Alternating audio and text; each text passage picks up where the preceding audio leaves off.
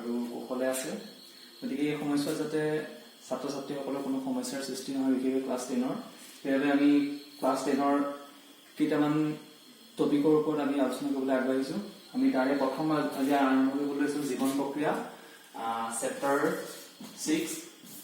তো আমি এই টপিকটোলৈ আগবাঢ়ো। তেতিয়া জীৱন প্ৰক্ৰিয়া মানে কি? যিবিলাক প্ৰক্ৰিয়া জীৱ এটাৰ কাৰণে অতিকৈ প্ৰয়োজনীয় বা জীৱ এটা জীয়াই থাকিবৰ কাৰণে যিসমূহ প্ৰক্ৰিয়া অতিকৈ প্ৰয়োজনীয়, সেই প্ৰক্ৰিয়াবিলাকে জীৱন প্ৰক্ৰিয়া বুলি কোৱা হয়। অৰ্থাৎ যিবিলাক প্ৰক্ৰিয়া অবিহনে জীৱ এটা জীয়াই থাকিব নোৱাৰে, সেইবোৰে হৈছে জীৱন প্ৰক্ৰিয়া। উদাহৰণস্বৰূপে আমি খাদ্য খাওঁ বা আমি শ্বাস প্ৰশ্বাস লওঁ, তেজৰ চলাচল হয়, আমি দেহৰ পৰা বৰ্জিত পদাৰ্থ উলিয়াই পঠিয়াওঁ, এই আটাইবিলাক হৈছে জীৱন প্ৰক্ৰিয়া। এই জীৱন প্ৰক্ৰিয়াবিলাকৰ ভিতৰত আমি এইটো চেপ্টাৰত পঢ়িব লাগিব। প্ৰথমটো জীৱন প্ৰক্ৰিয়া হৈছে পৰিপুষ্টি। তাৰপিছতে পঢ়িব লাগিব আমি শ্বসন। তাৰপিছত পঢ়িব লাগিব আমি পৰিবহন আৰু ৰেচন। এই চাৰিটা জীৱন প্ৰক্ৰিয়া আমি পঢ়িব লাগিব। তো প্ৰথমতে আহিলে পৰিপুষ্টি। পৰিপুষ্টিনো কি? পৰিপুষ্টি হৈছে জীৱই যি প্ৰক্ৰিয়াৰ যোগেদি খাদ্য আহৰণ কৰে, সেইটো হৈছে পৰিপুষ্টি। যি প্ৰক্ৰিয়াৰ যোগেদি জীৱই খাদ্য আহৰণ কৰে তাকে পৰিপুষ্টি বুলি কোৱা হয়। শ্বসন যি প্ৰক্ৰিয়াৰ যোগেদি জীৱই খাদ্যৰ পৰা শক্তি আহৰণ কৰে। পৰিবহন হৈছে জীৱদেহত বিভিন্ন পদাৰ্থসমূহ এটা ঠাইৰ পৰা অন্য এটা স্থানলৈ পৰিবাহিত হোৱা বা গতি কৰা। আৰু ৰেচন হৈছে জীৱদেহৰ পৰা বৰ্জিত পদাৰ্থসমূহ নিষ্কাশন কৰা। এইকেইটা হৈছে জীৱন প্ৰক্ৰিয়া। আমি এতিয়া প্ৰথমতে পৰিপুষ্টিৰ বিষয়ে পঢ়িম। এতিয়া আমি পঢ়িম প্ৰথমতে পৰিপুষ্টি। পৰিপুষ্টি হ'ল যি প্ৰক্ৰিয়াৰ যোগেদি জীৱই খাদ্য আহৰণ কৰে, সেই প্ৰক্ৰিয়াটোকে কোৱা হয় পৰিপুষ্টি। এতিয়া পৰিপুষ্টি দুই ধৰণৰ। এটা হৈছে স্বপক্ষীয় পুষ্টি। স্বপক্ষীয় পুষ্টি আৰু ইটো হৈছে ইয়াৰ বিপৰীত পৰপক্ষীয়।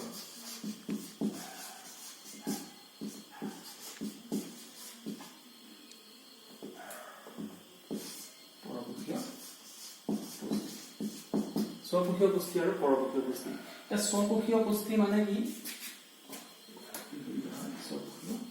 স্বপক্ষীয় পুষ্টি মানে হৈছে যি পুষ্টিত, অৰ্থাৎ যি প্ৰক্ৰিয়াৰ যোগেদি জীৱই নিজৰ আহাৰ নিজে প্ৰস্তুত কৰি ল'ব পাৰে। অৰ্থাৎ স্বপক্ষীয় পুষ্টিত কি হয়? জীৱসমূহে নিজৰ আহাৰ নিজে প্ৰস্তুত কৰিব পাৰে। উদাহৰণস্বৰূপে তেনেহ'লে স্বপক্ষী জীৱ কি হ'ব?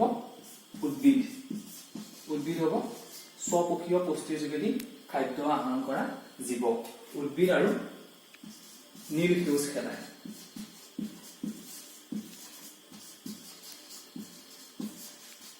এইকেইটা হৈছে স্বপক্ষী জীৱ। আৰু পৰপক্ষীয় পুষ্টি হৈছে বিপৰীত, অৰ্থাৎ যি পুষ্টিত অৰ্থাৎ জীৱই খাদ্যৰ বাবে অন্য জীৱৰ ওপৰত নিৰ্ভৰশীল, তাকে কোৱা হয় পৰপক্ষীয় পুষ্টি। এতিয়া পৰপক্ষীয় পুষ্টিত যিসমূহ জীৱ পৰপক্ষীয় পুষ্টিৰ যোগেদি খাদ্য আহৰণ কৰে, যিবোৰ জীৱই, সেই জীৱসমূহক কোৱা হয় পৰপক্ষীয় জীৱ। অৰ্থাৎ স্বপক্ষী জীৱ আৰু পৰপক্ষীয় জীৱ। পৰপক্ষীয় জীৱ কি হ'ব তেনেহ'লে? সকলো প্ৰাণী। যিহেতু প্ৰাণীয়ে নিজৰ আহাৰ নিজে প্ৰস্তুত কৰিব নোৱাৰে, সকলো প্ৰাণী আৰু ভেঁকুৰেও নিজৰ আহাৰ নিজে প্ৰস্তুত কৰিব নোৱাৰে, সেয়ে সিহঁতি অন্য জীৱৰ ওপৰত নিৰ্ভৰশীল। এতিয়া উদ্ভিদেনো বা নীলসেউজ খেলাই কিয় নিজৰ আহাৰ নিজে প্ৰস্তুত কৰিব পাৰে?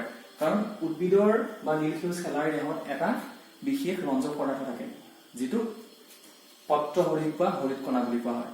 কিন্তু পৰপক্ষী জীৱ প্ৰাণী বা ভেঁকুৰৰ দেহত সেই ৰঞ্জক পদাৰ্থটো পোৱা নাযায়, আৰু সেইবাবে ভেঁকুৰ বা প্ৰাণীয়ে নিজৰ আহাৰ নিজে প্ৰস্তুত কৰিব নোৱাৰে।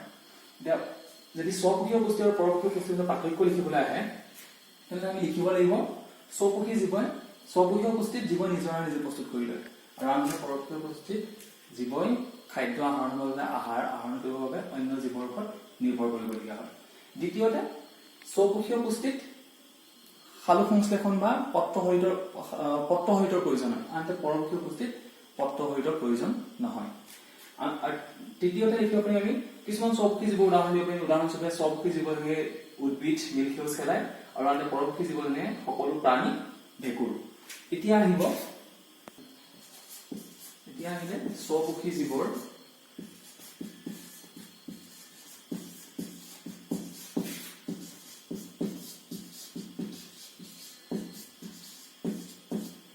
স্বপক্ষী জীৱৰ পৰিপুষ্টি অৰ্থাৎ উদ্ভিদৰ পৰিপুষ্টি স্বপক্ষী জীৱ মানে আমি বুজিব লাগিব উদ্ভিদৰ কথা কোৱা হৈছে এতিয়া উদ্ভিদেটো কেনেকৈ খাদ্য আহৰণ কৰে আমি জানো যে আগৰ ক্লাছত আমি পাই আহিছো যে স্বপক্ষী জীৱ উদ্ভিদে কিদৰে খাদ্য প্ৰস্তুত কৰে সেই প্ৰক্ৰিয়াটো হৈছে সালোক সংশ্লেষণ অৰ্থাৎ স্বপক্ষী জীৱ বা উদ্ভিদে সালোক সংশ্লেষণ প্ৰক্ৰিয়াৰ যোগেদি নিজৰ আহাৰ নিজে প্ৰস্তুত কৰি ল'ব পাৰে এতিয়া সালোক সংশ্লেষণ প্ৰক্ৰিয়াটো কিদৰে সংঘটিত হয় ইয়াৰ কাৰণে সালোক সংশ্লেষণ প্ৰক্ৰিয়াৰ কাৰণে কেইটামান কেঁচা মালৰ দৰকাৰ সেইকেইটা হৈছে প্ৰথমটো হৈছে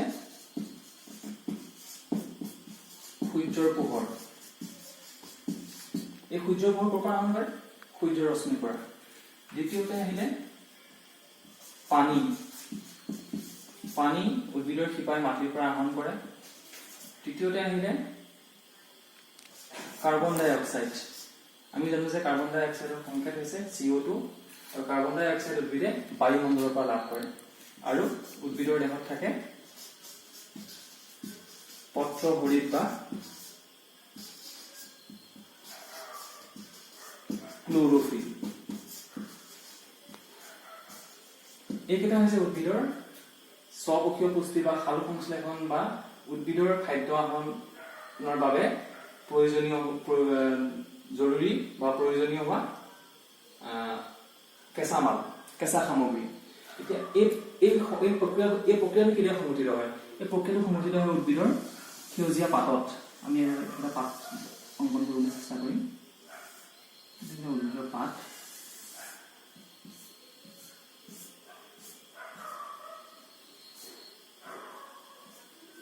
এটি কি হয় সালোক সংশ্লেষণ উদ্ভিদৰ পাতত সংঘটিত হয় উদ্ভিদৰ পাতত যেহেতু পত্ৰহৰিত থাকে ক্লোৰোফিল ইয়াতে কি হ'ব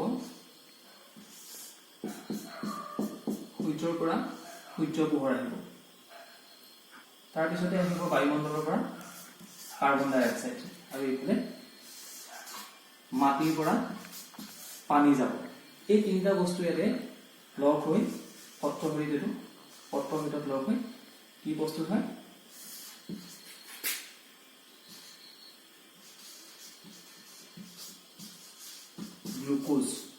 গ্লুকোজ প্ৰস্তুত হয় আৰু লগতে কি উৎপন্ন হয় অক্সিজেন উৎপন্ন হয় আৰু এইটোৱে হৈছে উদ্ভিদৰ সালোক সংশ্লেষণ আৰু পানী উৎপন্ন হয় এইটো হৈছে উদ্ভিদৰ সালোক সংশ্লেষণ প্ৰক্ৰিয়া প্ৰথমতে কি হয় সূৰ্যৰ ৰশ্মি আৰু এই প্ৰক্ৰিয়াটো যথেষ্ট দীঘলীয়া প্ৰক্ৰিয়া হঠাতে হৈ নাযায় প্ৰথমতে কি হয় প্ৰথম অৱস্থাত উদ্ভিদৰ পাতত থকা পত্ৰহৰিতে সূৰ্যৰ ৰশ্মি শোষণ কৰি লয় পিছত দ্বিতীয় ষ্টেজত কি হয় দ্বিতীয় পৰ্যায়ত কি হয় সেই সূৰ্যৰ ৰশ্মি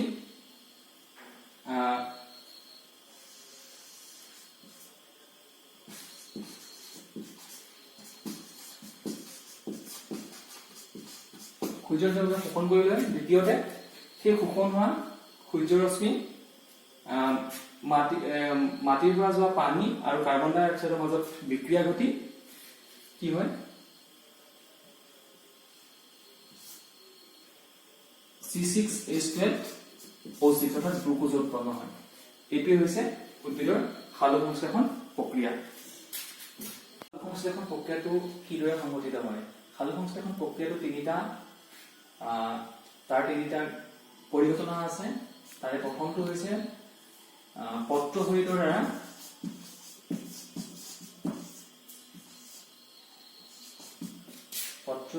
দ্বাৰা সূৰ্যৰ ৰশ্মি শোষণ প্ৰথম পৰ্যায় দ্বিতীয়তে কি হয় সেই শোষণ কৰা যিটো পত্ৰহৰিতৰ যিটো সূৰ্যৰ ৰশ্মি শোষণ কৰিব সেইটো কি হয় সেইটো কি শক্তি দিয়ে সৌৰশক্তি সেই সূৰ্য পোহৰৰ সৌৰশক্তিক ৰাসায়নিক শক্তিলৈ পৰিৱৰ্তন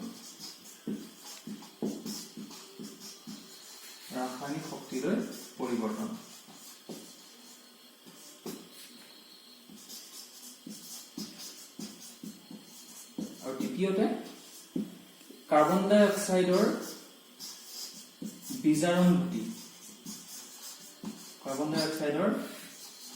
বিজাৰণ ঘটি কাৰ্বহাইড্ৰেট প্ৰস্তুত।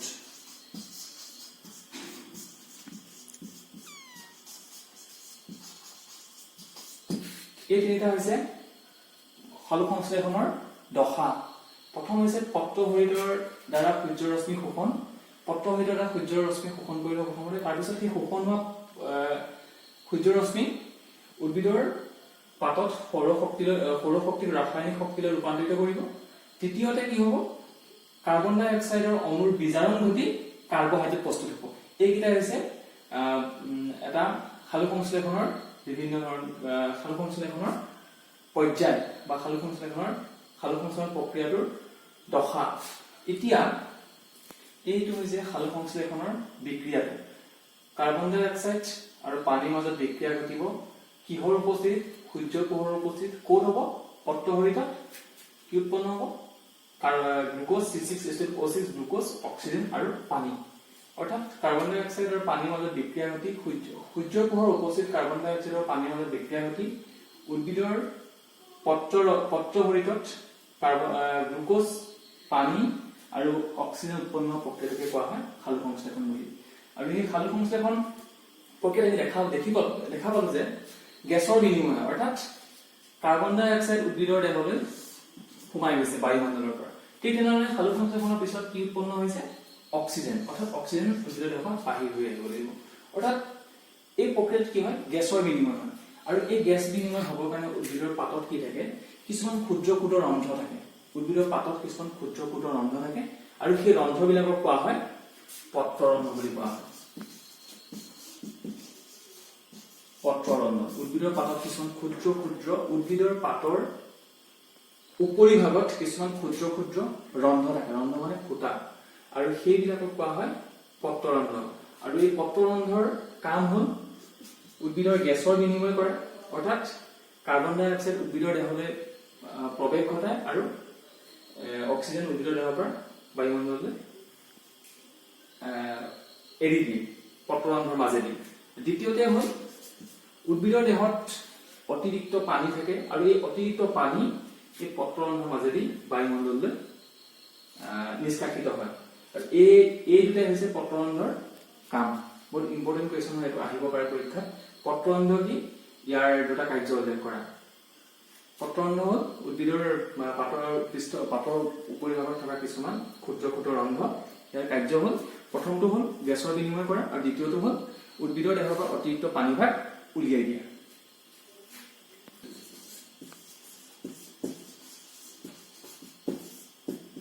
এতিয়া এককোষীয় জীৱৰ পৰিপুষ্টি।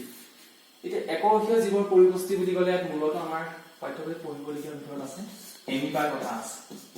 আমি জানো এমিবা এটা এককোষীয় জীৱ, অৰ্থাৎ যিটো জীৱ এটা কোষৰ দ্বাৰা সৃষ্টি হৈছে সেইটোৱে হৈছে এককোষীয় জীৱ। এই এমিবাৰ দেহত কিদৰে পৰিপুষ্টি সংঘটিত হয়? আৰু আমি জানো যে এমিবাৰ দেহত যি পৰিপুষ্টি হয় সেয়া হৈছে পৰকোষীয় পুষ্টি। কাৰণ এমিবা দেহত কোনো ৰঙীন পদাৰ্থ নাথাকে, ক্ল'ৰ'ফিল জাতীয়, গতিকে এমিবাই নিজে প্ৰস্তুত কৰিব নোৱাৰে। এমিবাই খাদ্য প্ৰস্তুত কৰিবৰ কাৰণে এমিবাৰ দেহত কি হয়? এটা বিশেষ ধৰণৰ এটা অংগৰ সৃষ্টি কৰি লয়, অংগিকাৰ সৃষ্টি কৰি লয়। সেইটো হৈছে এটা এমিবা। ইয়াৰ কেন্দ্ৰ। এমিবাই কি কৰে? যেতিয়া এমিবাৰ ওচৰতে খাদ্য বস্তু আহিছে, খাদ্য বস্তুতে এমিবাই উমান পায়, তেতিয়া কি হয়? এমিবাই নিজৰ কোষটোৰ এক বিশেষ ধৰণৰ অংগীকাৰ সৃষ্টি, আৰু এই অংশটোক কোৱা হয় বিভিন্ন গঠনৰ সৃষ্টি। এই গঠনটোক কোৱা হয় কুটপথ। অৰ্থাৎ এমিবাই খাদ্য আহৰণৰ বাবে কিহৰ সৃষ্টি কৰে? কোষটোৰ কোনো অংশৰ যোগেদি কুটপথৰ সৃষ্টি কৰে। আৰু কুটপথৰ যোগেদি কি কৰে? কুটপথটো এনেধৰণৰ অংশ যিয়ে খাদ্য বস্তুটোক চেপেনাই নিছে, খাদ্য বস্তু যাতে ই ধৰি ল'ব পাৰে, আৰু এনেদৰে খাদ্য বস্তু কোষৰ ভিতৰলৈ প্ৰৱেশ কৰে। আৰু এই অংশত আৰু খাদ্য বস্তু কোষৰ ভিতৰলৈ প্ৰৱেশ কৰাৰ লগে লগে তাক কোৱা হয় খাদ্যৰ ঋত্বিকা। অৰ্থাৎ এমিবাই যেতিয়া খাদ্য বস্তু নিজৰ চাৰিওকাষে যেতিয়া খাদ্যবস্তুৰ অৱস্থিতি গম পায় তেতিয়া কি হয় এমিবাই উৎপদৰ সৃষ্টি কৰে আৰু এই উৎপদৰ যোগেদি এমিবাই খাদ্যবস্তু নিজৰ দেহৰ ভিতৰত প্ৰৱেশ সোমোৱাই লয় আৰু খাদ্য ঋক্তিকাৰ সৃষ্টি কৰে আৰু এই খাদ্য ঋক্তিকাৰ পৰাই এমিবাই প্ৰয়োজনীয় খাদ্য লাভ কৰে আৰু ইয়াত যেহেতু বৰ্জিত পদাৰ্থ উৎপন্ন হ'ব এই বৰ্জিত পদাৰ্থসমূহ কোষৰ পাৰ্শ্বীয় অংশলৈ অৰ্থাৎ কোষাৱৰণখনৰ ঠিক তলত জমা হয় যাতে ইয়াৰ কোষাৱৰণৰ মাজেদি সেই খাদ্যবস্তু বাহিৰৰ পৰিৱেশলৈ সেই বৰ্জিত পদাৰ্থসমূহ বাহিৰৰ পৰিৱেশলৈ নিষ্কাশন কৰিব পাৰে আমি জানো যে মানুহৰ যি পৰিপুষ্টি সেই পৰিপুষ্টি হৈছে পৰপক্ষীয় পুষ্টি মানুহ পৰপক্ষীয় জীৱ আৰু মানুহৰ পৰিপুষ্টিৰ কাৰণে কি হয় মানুহৰ পৰিপুষ্টি প্ৰক্ৰিয়াটো যথেষ্ট জটিল প্ৰক্ৰিয়া অন্যান্য এককী জীৱ যেনে এমিবাৰো পৰিপুষ্টি আছিলে পৰপক্ষীয় পুষ্টি কিন্তু সেইটো অতি সহজ আছিলে কাৰণ এমিবা এককীয় জীৱ কিন্তু মানুহ হৈছে বহুকীয় জীৱ গতিকে সেই মানুহৰ যিটো পৰিপুষ্টি সেই পৰিপুষ্টি প্ৰক্ৰিয়াটো যথেষ্ট জটিল প্ৰক্ৰিয়া আৰু সেইবাবে মানুহৰ দেহত মানুহৰ পৰিপুষ্টিৰ বাবে এটা বিশেষ তন্ত্ৰ আছে সেই তন্ত্ৰটোৰ নাম হৈছে পাচন তন্ত্ৰ এইটো হৈছে মানুহৰ পাচন তন্ত্ৰৰ এটা চিহ্নিত চিত্ৰ এটা বুজাবৰ কাৰণে দেখুওৱা হৈছে ইয়াত চিহ্নিত চিত্ৰ এটা ইয়াতে মানুহৰ পাচন তন্ত্ৰত কি থাকে লালতি গ্ৰন্থি থাকে আটাইতকৈ অৰ্থাৎ লালতি গ্ৰন্থি ক'ত থাকে মুখত থাকে মুখ গহ্বৰ তাৰপিছত গ্ৰাহনলী পাকস্থলী যকৃত অগ্নাশয় পিত্তস্থলী ক্ষুদ্ৰান্ত বৃহদান্ত পায়ু তেনেধৰণে পাচন হৈ গৈ থাকিব পৰ্যায়ক্ৰমে এতিয়া কথা হ'ল মানুহৰ পাচন তন্ত্ৰটো কি কাৰণে পাচন কি বা পাচন হৈছে এনে প্ৰক্ৰিয়া য'ত খাদ্য জটিল অণুবোৰ সৰল অণুলৈ ৰূপান্তৰিত হয় যি প্ৰক্ৰিয়াত খাদ্য জটিল অণুবোৰ সৰল অণুলৈ ৰূপান্তৰিত হয় মানুহৰ দেহত কি কাৰণে জটিল অণুবিলাক সৰল অণুলৈ ৰূপান্তৰিত হ'বলগীয়া হয় কাৰণ যেহেতু খাদ্যবস্তু আমাৰ পাচন আমাৰ পেটত বা আমাৰ পাচন তন্ত্ৰত আৰু সেইবাবে সেই খাদ্যবস্তু কিন্তু আমাক কেৱল পাচন তন্ত্ৰৰ প্ৰয়োজন নহয় দেহৰ বিভিন্ন অংগ বিভিন্ন কলাকোষ সকলোতে লাগে আমাৰ ভৰিত দৰকাৰ হ'ব হাতত দৰকাৰ হ'ব বা মগজুত থকা বা স্নায়ুকোষ আটাইবিলাক কোষতে দৰকাৰ হ'ব গতিকে সেইবাবে কি হয় খাদ্যৰ জটিল অণুবিলাক যাতে সহজে তেজত প্ৰৱেশ কৰিব পাৰে সেইবাবে কি হয় সৰল অণুলৈ ৰূপান্তৰিত হয় আৰু সৰল অণুলৈ ৰূপান্তৰিত হ'বৰ বাবে অৰ্থাৎ পাচন হ'বৰ কাৰণে আমাৰ দেহত কিছুমান বিশেষ ধৰণৰ কিছুমান পাচন তন্ত্ৰত বিশেষ ধৰণৰ কিছুমান ৰাসায়নিক পদাৰ্থ দৰকাৰ হয় যাক উৎসেচক বুলি কোৱা হয় উৎসেচক বা এনজাইম বা ইয়াক কোৱা হয় জৈৱ অনুঘটক উৎসেচক ইংৰাজীত এনজাইম বুলি কয় বা জৈৱ অনুঘটক বুলি কোৱা হয় এতিয়া এই জৈৱ অনুঘটক বা উৎসেচকৰ কাম কি ইহঁতৰ কাম হ'ল খাদ্যৰ যি জটিল অণু আছে সেই জটিল অণু সৰল অণুলৈ ৰূপান্তৰিত কৰে উৎসেচকৰ কাম হ'ল খাদ্যৰ জটিল অণু সৰল অণুলৈ ৰূপান্তৰিত কৰে আৰু এই উৎসেচকসমূহ কিছুমান বা এই জৈৱ অনুঘটকবোৰ কিছুমান বিশেষ ধৰণৰ গ্ৰন্থিয়ে নিৰীক্ষণ কৰে যাক আমি পাচক গ্ৰন্থি বুলি কোৱা হয় যিবিলাক আমি পাচক গ্ৰন্থি বুলি কওঁ তেনেধৰণৰ এটা গ্ৰন্থি হ'ল লালতি গ্ৰন্থি তাৰপিছত পাকস্থলী এটা গ্ৰন্থি অগ্নাশয় এটা গ্ৰন্থি পাকস্থলী নহয় অগ্নাশয় এটা গ্ৰন্থি যকৃত এটা গ্ৰন্থি তেনেধৰণে গ্ৰন্থি আছে বিভিন্ন ধৰণৰ সেইসমূহ পৰ্যায়ক্ৰমে আলোচনা কৰি যাম এতিয়া প্ৰথমতে আহিলে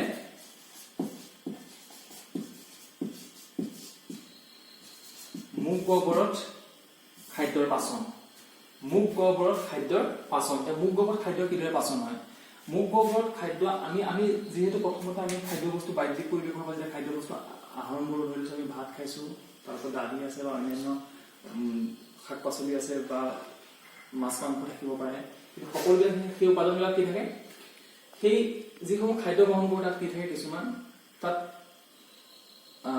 আমাৰ যিবিলাক জৈৱ অণু সেই জৈৱ অণুবিলাক থাকে সেই জৈৱ অণুবিলাক হৈছে আমি কাৰ্বহাইড্ৰেট হিচাপে পাওঁ প্ৰটিন হিচাপে লওঁ বা আমি চৰ্বি অণু হিচাপে লওঁ এতিয়া সেই অংশসমূহে প্ৰথমতে কি হ'ব মুখত যেতিয়া খাদ্যবস্তু আমি লাভ কৰিম সেই খাদ্যবস্তু মুখত প্ৰথম অৱস্থাত মুখত কি কৰা হয় দাঁতৰ সহায়ত ভালদৰে চুবোৱা হয় আৰু দাঁতৰ সহায়ত চুবোৱাৰ পিছত কি হৈ যায় সেই খাদ্যবস্তুৰ লগত কি হয় মুখত থকা লালতি গ্ৰন্থিয়ে এবিধ পদাৰ্থ নিৰীক্ষণ কৰে পাচক ৰস নিৰীক্ষণ কৰে সেই পাচক ৰসত কোৱা হয় লালতি বুলি কোৱা হয় আৰু সেই লালতিত কি থাকে লালতি এমাইলেজ থাকে এই লালতি এমাইলেজ হৈছে এটা উৎসেচক এই লালতি এমাইলেজে খাদ্যৰ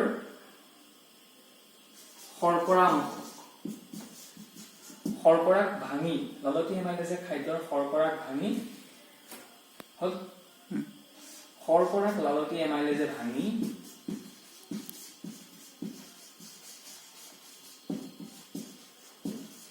সৰল চেনিলৈ ৰূপান্তৰিত কৰে সৰল চেনিলৈ ৰূপান্তৰিত কৰে অৰ্থাৎ কি হয় শৰ্কৰা অংশ লালতি এমাইলেজে ভাঙি সৰল চেনিলৈ ৰূপান্তৰিত কৰে আৰু বাকি খাদ্যসমূহ কি কৰে লালতিৰ লগত মিহলি হৈ এটা বিজুলোৱা পদাৰ্থ খাদ্যবস্তুটো এটা বিজুলোৱা গোটা পদাৰ্থ ৰূপান্তৰিত হৈ যায় আৰু সেই বিজুলোৱা সেই পদাৰ্থটো কি হয় গ্ৰাস নলীয়েদি আহি পাকস্থলীত পৰে তাৰপিছত এটা পাকস্থলীত খাদ্যৰ পাচন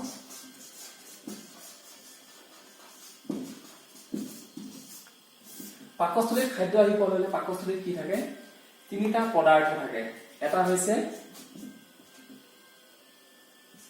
হাইড্ৰক্লোৰিক এসিড HCl দ্বিতীয়তে হল পেপচিন আৰু তৃতীয়তে হল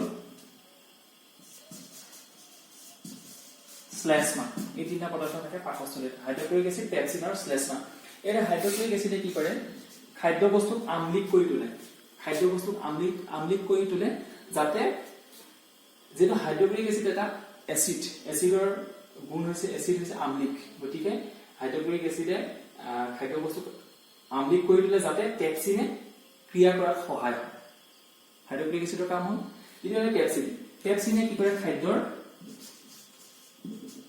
প্ৰটিন অংশক ভাঙিলে কি হল ৰূপান্তৰিত কৰে প্ৰটিনৰ সৰল অণুলৈ ৰূপান্তৰিত কৰে অৰ্থাৎ পেপচিনে খাদ্যৰ প্ৰটিন অংশক ভাঙে তাৰপিছত শ্লেষ্মা ইয়াতে কি হয় এখন ইয়াতে কি থাকিব এই আটাইকেইটা পদাৰ্থ থাকিব পাকস্থলীত ইয়াতে কি হয় এই শ্লেষ্মাই কি কৰিব পাকস্থলীৰ ভিতৰৰ বেৰখনক এচিডৰ ক্ৰিয়াৰ পৰা ৰক্ষা কৰে এচিডৰ যি ক্ৰিয়া এই ক্ৰিয়াৰ পৰা ৰক্ষা কৰে খাদ্যবস্তু যেটা পাকস্থলীত পাচন প্ৰটিন অংশ পাচন বাকি খাদ্যবস্তু অৰ্ধপাচিত খাদ্যবস্তুসমূহ আহি ক্ষুদ্ৰান্ত প্ৰৱেশ কৰিব অৰ্থাৎ এতিয়া পাচন আহিব ক্ষুদ্ৰান্তত খাদ্য পাকস্থলীৰ পৰা অহা অৰ্ধপাচিত খাদ্য ক্ষুদ্ৰান্তত প্ৰৱেশ কৰাৰ লগে লগে ক্ষুদ্ৰান্ততে খাদ্যবস্তু সম্পূৰ্ণৰূপে পাচন হয় অৰ্থাৎ খাদ্যবস্তুত থকা বিভিন্ন পদাৰ্থ যেনে শৰ্কৰা প্ৰটিন চৰ্বি অণু এই আটাইসমূহ অণু পাচন হয় অৰ্থাৎ ভাঙি পেলাই সৰললৈ ৰূপান্তৰিত হয় সেইটো প্ৰক্ৰিয়া ক'ত সংঘটিত হয় ক্ষুদ্ৰান্তত এই ক্ষুদ্ৰান্তত কি হয় ক্ষুদ্ৰান্ততে আহি যকৃত আৰু অগ্নাশয় গ্ৰন্থিৰে নিঃসৰণ কৰা পাচক ৰসসমূহ আহি ক্ষুদ্ৰান্তত পৰে যকৃত আৰু অগ্নাশয় গ্ৰন্থিৰে নিঃসৰণ কৰা এতিয়া আহিলে যকৃত গ্ৰন্থি যাক ইংৰাজীত লিভাৰ বুলি কওঁ যকৃত গ্ৰন্থিয়ে কি কৰে যকৃত গ্ৰন্থিত কি থাকে এটা পিত্তস্থলী থাকে আৰু এই পিত্তস্থলী কি হৈছে এই পিত্তস্থলীত কি থাকে পিত্তৰস থাকে আৰু এই পিত্তৰস হৈছে ক্ষাৰ ধৰ্মী আৰু পিত্তৰসত কি থাকে পিত্ত লৱণ থাকে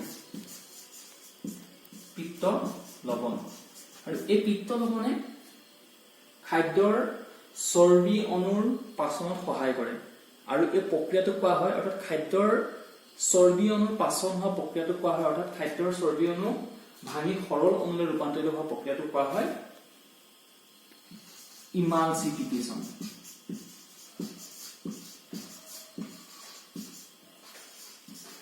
ইমালচিফিকেশ্যন বুলি কোৱা হয় আৰু ইমালচিফিকেশ্যনত কোনে সহায় কৰে পিত্ত লৱণে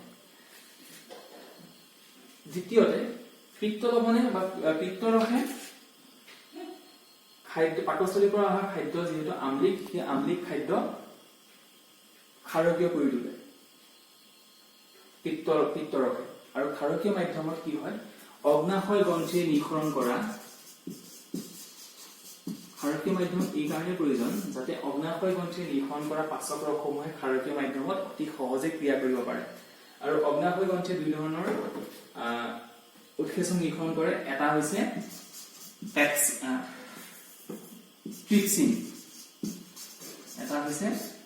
ট্ৰিপচিন আৰু ইটো হৈছে লাইপেজ ট্ৰিপচিন আৰু লাইপেজ নিঃসৰণ কৰে অগ্নাশয় গ্ৰন্থিয়ে এতিয়া ট্ৰিপচিনৰ কাম হ'ল খাদ্যৰ প্ৰটিন অংশক ভাঙি প্ৰটিনৰ সৰল অণু এমিনো এচিডলৈ ৰূপান্তৰিত কৰা। লাইপেজৰ কাম হৈছে খাদ্যৰ চৰ্বিৰ অণুক ভাঙি চৰ্বিৰ সৰল অণু গ্লিচাৰল আৰু ফেটি এচিডলৈ ৰূপান্তৰিত কৰা। অৰ্থাৎ ট্ৰিপচিনে খাদ্যৰ প্ৰটিন অংশক ভাঙি এমিনো এচিডলৈ ৰূপান্তৰিত কৰে আৰু লাইপেজে খাদ্যৰ চৰ্বি অংশক ভাঙি ফেটি এচিড আৰু গ্লিচাৰললৈ ৰূপান্তৰিত কৰে। গ্লিচাৰললৈ ৰূপান্তৰিত কৰে। আৰু এনেধৰণে ক্ষুদ্ৰান্তত সম্পূৰ্ণভাৱে খাদ্যবস্তু পাচন হয়। এই পাচন হোৱা খাদ্যবস্তুসমূহ কি হ'ব? শোষণ হয়। আৰু এই শোষণ কাৰ্য সংঘটিত হয় এই ক্ষুদ্ৰান্ত অংশত। এইটো কোৱা হয় ক্ষুদ্ৰান্ত বুলি কোৱা হয়। আৰু এইটো হৈছে অগ্নাশয় গ্ৰন্থি, এইটো পিত্তস্থলী, ইয়াৰ পৰা আহি ইয়াত পৰিবহি। অগ্নাশয় গ্ৰন্থিৰে নিৰ্মাণ কৰা অগ্নাশয় ৰস ইয়াতে পৰিব। তাৰপিছতে কি হয়? এই ক্ষুদ্ৰান্ততে কি হ'ব? খাদ্যবস্তু শোষণ হ'ব। পাচিত হোৱা খাদ্যবস্তু অৰ্থাৎ কি খাদ্যবস্তু পাচিত হ'ল? প্ৰটিন পাচিত হ'ল, কাৰ্বহাইড্ৰেট পাচিত হ'ল, চৰ্বি পাচিত হ'ল। সেই পাচিত হোৱা খাদ্যৰ সৰল অণুবিলাক ইয়াতে ক্ষুদ্ৰান্তত শোষণ হ'ব। ক্ষুদ্ৰান্তত কেনেকৈ শোষণ হ'ব? ক্ষুদ্ৰান্তত খাদ্যৰ শোষণ হ'ব পৰাকৈ ক্ষুদ্ৰান্তৰ বেৰত কিছুমান আঙুলি সদৃশ প্ৰবৰ্ধ থাকে। এইখন ক্ষুদ্ৰান্ত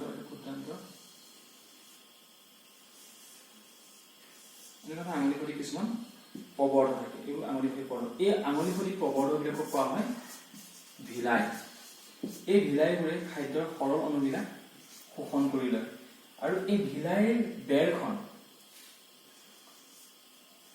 ৰক্তজালিকাৰ দ্বাৰা এই ভিলাই শোষণ কৰা এই খাদ্যসমূহ ৰক্তজালিকালৈ প্ৰেৰিত হয়। আৰু ৰক্তজালিকাৰ দ্বাৰা সেই প্ৰেৰণ ভিলাই শোষণ কৰা খাদ্যসমূহ যদি ৰক্তজালিকাত পৰিব অৰ্থাৎ তেজৰ লগত মিহলি হ'ব আৰু তেজে সেই খাদ্যসমূহ দেহৰ বিভিন্ন অংশলৈ কঢ়িয়াই লৈ যাব। আৰু এনেধৰণে মানুহৰ দেহত আমাৰ কোষবিলাকত আমি খাদ্য লাভ কৰোঁ।